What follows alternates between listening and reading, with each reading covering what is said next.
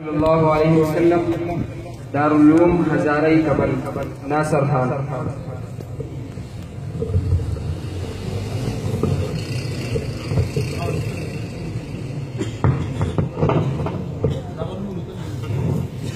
نحمده ونصلي على رسوله الكريم.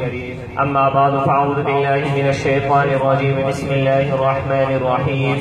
إنما يخشى الله من عباده العلماء. وقال النبي صلى الله عليه وسلم العلماء ورثة الأنبياء. صدق الله العظيم وصدق رسوله النبي الكريم.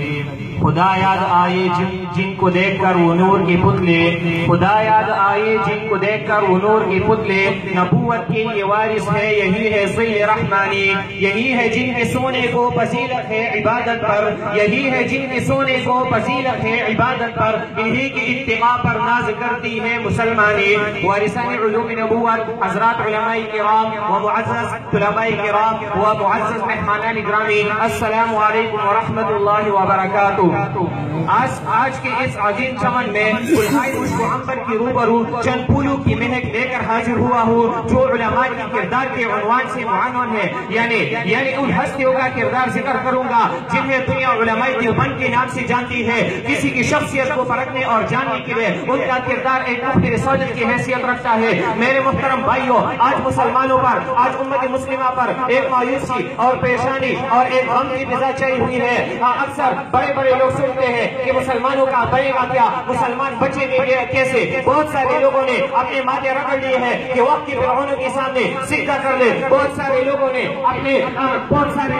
اپنی کمر ڈھیلی کر لی ہے کہ وقت کے دجالوں کے سامنے رکوع کر دے. اور بہت سارے لوگ اپنے نظریات سے دستبردار ہونا چاہتے ہیں اور وہ چاہتے ہیں کہ کسی طرح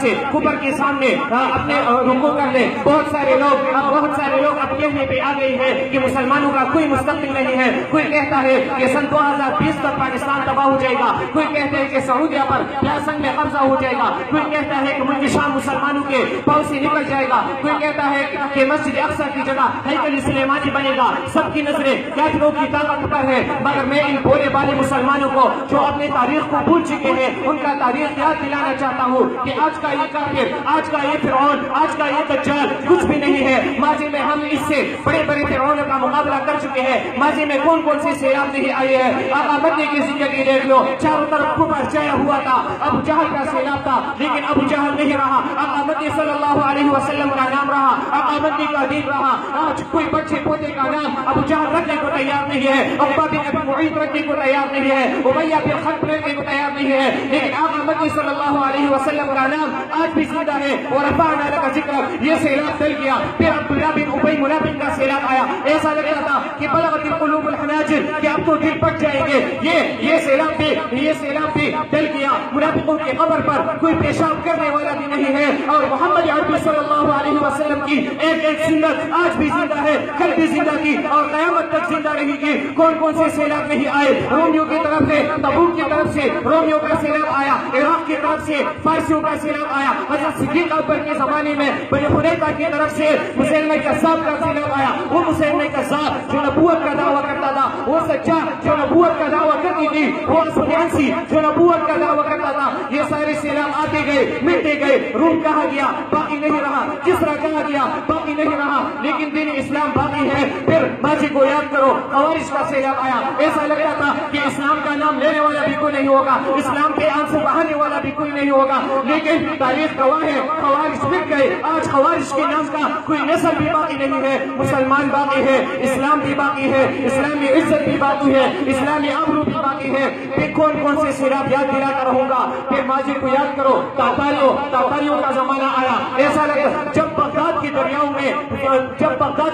میں پانی کی جگہ صرف لہو بہ رہا تھا، جب بغداد کی کتب خانوں سے اٹھنے والی آگ آسمان کے پرندوں کو اڑنے نہیں دیتی تھی، جب جن لاشوں کے ڈھیر پر تنگ آ چکے تھے انہیں کھانے سے زیادہ مل رہا تھا، لیکن تاتاری نہیں رہے، مسلمان باقی ہے، اسلام پھیل چکا ہے۔ پھر ہندوستان میں آؤ، 1857 کی جنگ آزادی کی بعد انہیں معصولیوں پر لٹکا دیے گئے، انٹیلیجنس کا نظام عام ہو چکا تھا۔ لوگ کہتے تھے کہ شاید ہمارے بچوں کا نام رام چندر رکھنا پڑے گا، لوگ کہتے تھے کہ شاید ہمارے بچوں کا نام کرشن رکھنا پڑے گا۔ مرزا قادیانی کے خطوط پر پڑھ لو کہ کس طرح سے اس ظالموں نے انگریز کے سامنے سر جھکا دیا تھا۔ داڑھی رکھنا مشکل تھا، پگڑی باندھنا مشکل تھا، نماز پڑھنا مشکل تھا، مسجد میں جانا مشکل تھا، لیکن پھر صرف 2 آدمی بیٹھ کے جو پڑھ رہا تھا اس کا نام بھی محمود تھا، جو پڑھا رہا تھا اس کا نام بھی محمود تھا، اور ایک در انار کا درخت انہوں نے ڈھونڈ لیا۔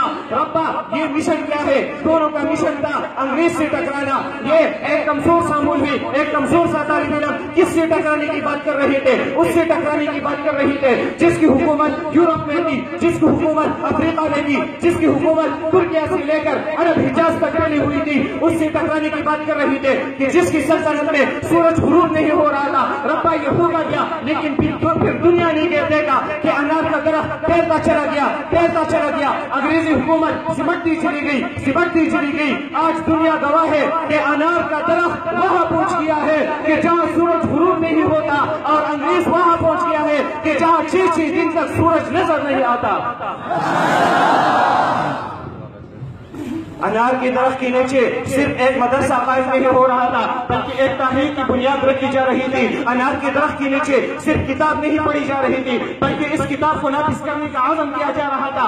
انار کے درخت کے نیچے صرف علم کو زندہ نہیں کیا جا رہا تھا، بلکہ اصحاب صوفہ کی چبوتنے کو دوبارہ ہندوستان میں لایا جا رہا تھا، تاکہ نبی کے طریقے کو اسی طرح سے یہاں بھی اشکارا کیا جا سکے۔ پھر بڑے اختلاف آئے، لیکن انار کا درخت ان کا مقابلہ کرتا رہا۔ قادیانیت ایک ناسور بن کے آئے، یہ درندے ایک ناسور بن کے آئے، لیکن اسی انار کی طرف سے اٹھنے والوں نے قادیانیت کے گریوان میں ایسا ڈھانٹ ڈالا کہ مرزا اور ان کے پجاریوں کو لندن میں جا کے پناہ ملی، کسی مناظرے کے میدان میں وہ ٹہر نہیں سکے۔ پھر منکرین حدیث کا طوفان بنایا، یہ ظالم، یہ درندے، یہ وحشی جانور، یہ کافروں کی روٹیوں پہ پلنے والے، یہ اپنے ذہنوں میں شکست کھانے والے، یہ خود کو دانشور کہنے والے، اور بکاؤ پر بکنا ہے تو بک جاؤ، اسلام پر بات مت کرنا، اس لیے کہ دیوبند کا مدرسہ سچا مسلمان تیار کرتا رہے گا۔